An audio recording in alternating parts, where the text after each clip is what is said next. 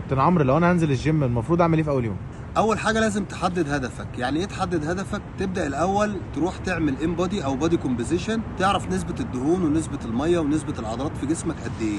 بعد ما اطلع الان بودي واوريه للمدرب، المدرب هو اللي بيقدر يحدد لي انا عايز ازيد او عايز اخس. والان بودي ده هو الفيصل ما بينك وما بين المدرب. مفيش حاجه اسمها اجتهاد شخصي. يعني ايه اجتهاد شخصي؟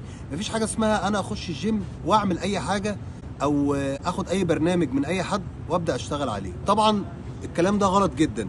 الكلام ده ممكن يوصل لي لان انا اتصاب او يحصل لي اي اصابه مزمنه جوه الجيم، ده هيبقى مش كويس علشانه. خلاص انا حددت موقفي، انا عايز ازيد او عايز اخس، ابدا اخش الجيم وابدا اشتغل في الجيم ستيب باي ستيب تحت اشراف المدرب.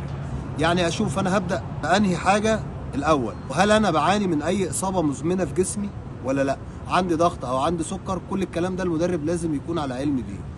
مفيش حاجه اسمها اخش الجيم اشتغل مني لنفسي او اعمل اي حاجه بشكل اجتهادي. الكلام ده مش صح.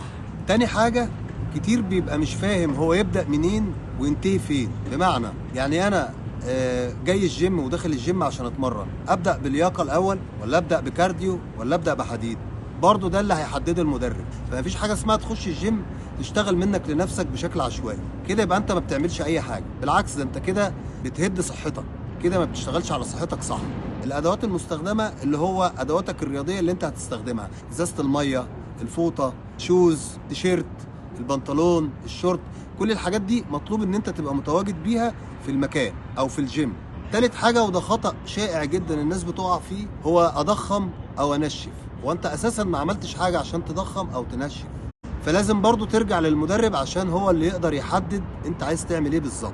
خامس حاجة، اوعى تتكسف انك تسأل المدرب. المدرب موجود في الجيم عشان خدمتك وعشان اسئلتك. سادس حاجة، ما تريحش كتير بين المجموعات وما تمسكش التليفون كتير، لان كل ده بيشتت من تفكيرك في التمرين.